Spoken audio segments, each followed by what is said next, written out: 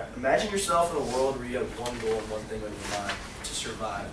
For many people in Africa, this imaginary world to you is a reality for them. It's hard to think that there's an entire country that's struggling to survive just because they lack basic life necessities. In my research into Africare, through their own website and through articles published elsewhere, I learned this organization is in it for the long haul, and they won't accept anything besides success. In this speech, I will first discuss with you the history of this organization. Secondly, I will tell you about the problems facing Africans. Lastly, I will tell you about what Africare is doing to combat these problems. Africare was first developed in 1970.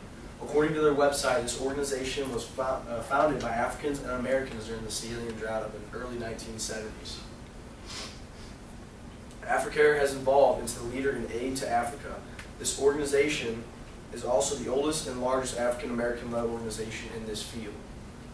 Since 1970, Africare has been improving lives and building a better future for Africa. The main focuses of Africare are on healthcare, maternal and child health, HIV and AIDS, access to water, agriculture, and food security. Africare has invested over $1 billion in more than 35 countries in Africa. Also, Nelson Mandela is the honorary chairman for this organization. Through the years, Africans have faced a lot of turmoil. Anyone who lives in Africa has one goal on their mind, that's to survive. They aren't thinking about who likes who or spread what rumor. Their only goal is to get food into their mouths. The leader website states that these are problems that Africans are faced with. Too few working, the quality of education is subpar, Africa's growth path is highly resource intensive, which makes it unsustainable. Disease is always around because of the poor public health system. They're a very corrupt nation, and Africa still remains a divided society even till today.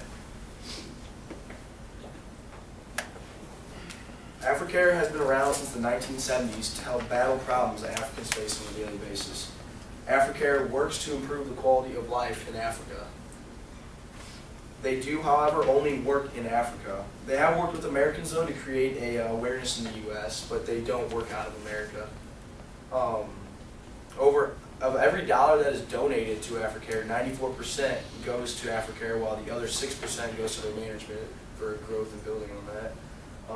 But like I stated earlier, Africare helps out in 6 fields: healthcare, maternal and child health, HIV, AIDS, access to water, agriculture, and food security.